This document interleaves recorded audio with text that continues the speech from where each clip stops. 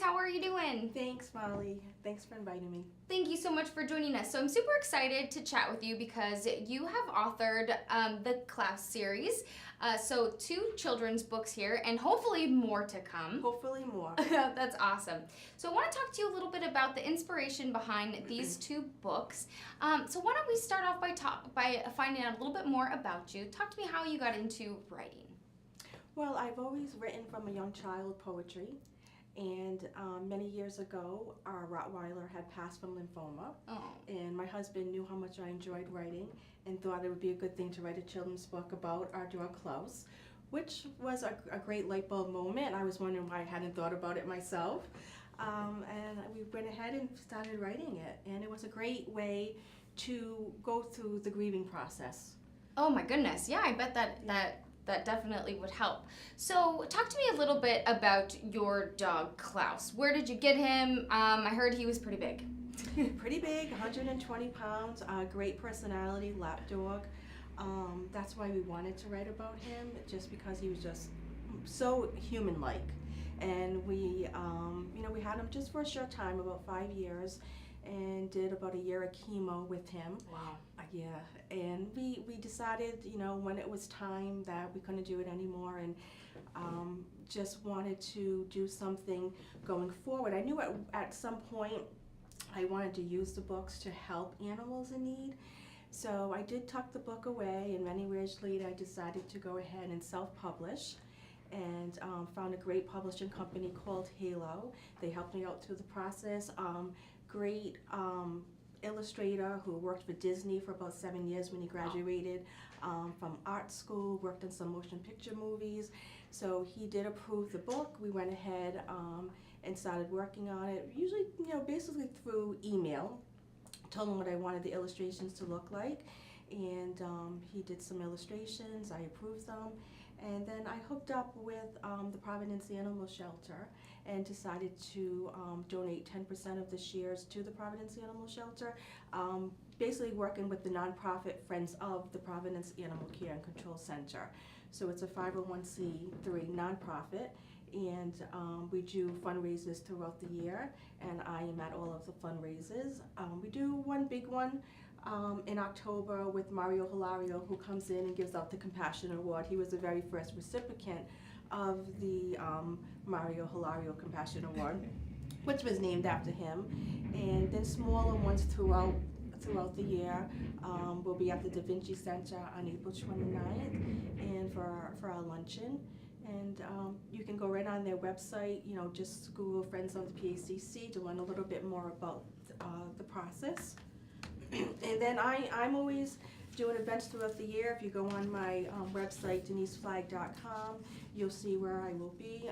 In April, I am going to be at the Sacred Heart Book Fair Authors Day. Oh, great. Yeah, and I do small things throughout the year.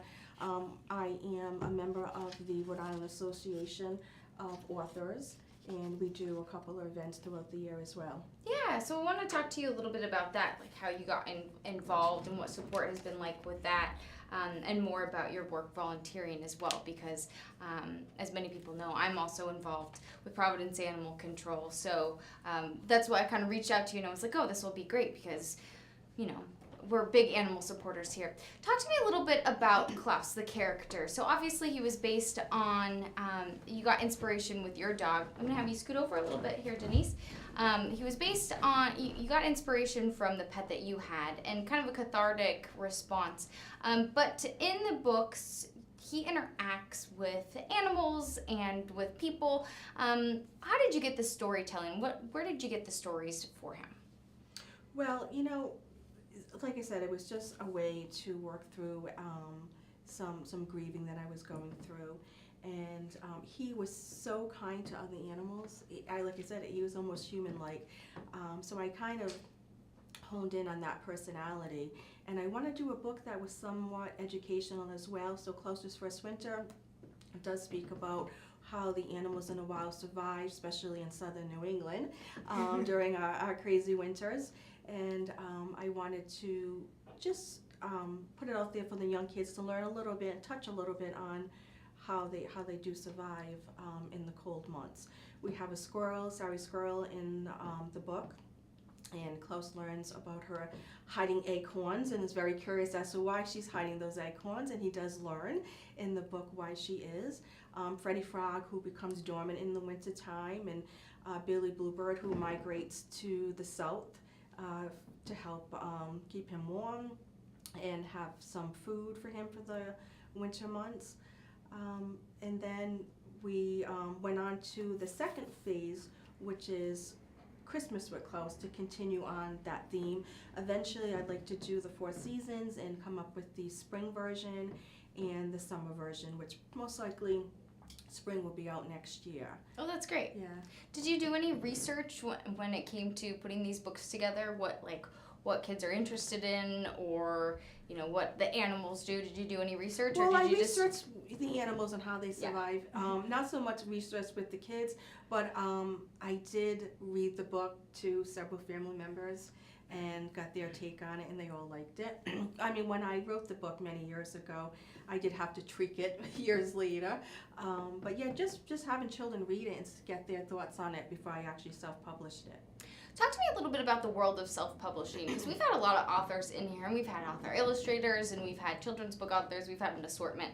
And people say that it can be a tough go writing a book, so congratulations to you for writing 2 books. Talk to me a little bit about what it was like for you to go through the self-publishing process. Well, self-publishing, it wasn't too hard because I did have a great publisher that worked with me, so that made the process very easy. What's harder is self-promoting. Yeah. Because when you self-publish, you have to self-promote, and that's a full-time job in itself. Definitely. So you got to get your name out there, and thankfully Molly had seen something on the internet about me donating the money, and called me to come down and invited me. So that is certainly a big help, and I'm grateful for that. Oh, well, you're very welcome. And just like I said, getting the name out, being on Instagram and Facebook, and the more I'm exposed, the more money I can raise for the animal shelter. So it's part of the proceeds from your books will go to the Friends of Providence Animal Care and Control. Why was that important for you to do that, to donate part of the proceeds? Well, I am an animal lover, and I love books, so that's why combining both of them, a book about a dog and helping animals at the same time, was something that I had always wanted to do. And just being able to help those poor animals in the shelter. What better way? For many years, I did volunteer at a family homeless shelter. For 10 years, I cooked breakfast, and, we prepared lunch and stuff like that. When the shelter closed, I was looking for something else to do, and I didn't think I could really go into the shelter per se, because I was afraid of, I would bring home every animal that was there. So we decided to just, find another avenue to help out, which many people don't realize there are other avenues you can go through. You don't have to be right into the shelter, but you can find other ways to help the animals. So that's what I decided to do. That's great. Well, I'm very excited for you. So the next book that you're working on is the spring edition. Spring edition.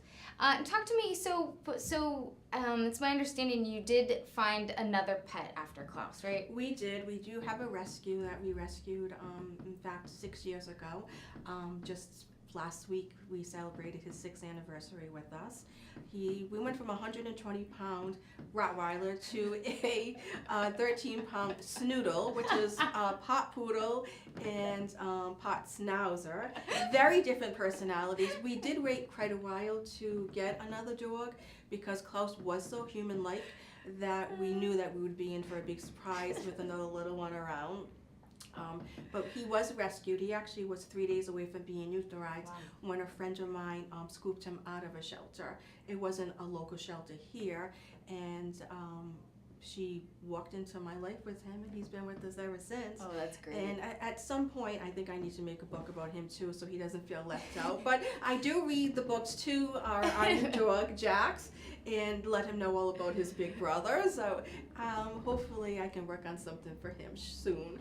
And maybe he can either have his own book or make his way into your series. Exactly. That's great. Well, Denise, thank you so much for joining us today. If you're interested, where do you like to buy your local books?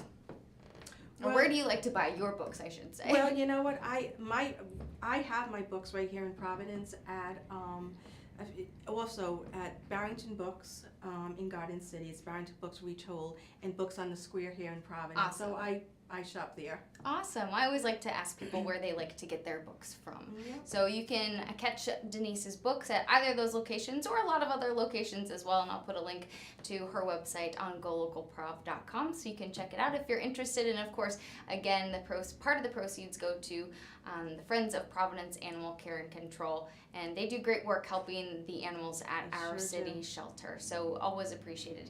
Denise, thank you so much for joining me today. It was great to meet you. Keep up the writing. And of course, the illustrations are wonderful, illustrated by Chad Thompson. So yeah, he did a great job. We appreciate your time coming to chat with us today. Everyone, please hang tight as we get set up here for our next guest on Go Local Live.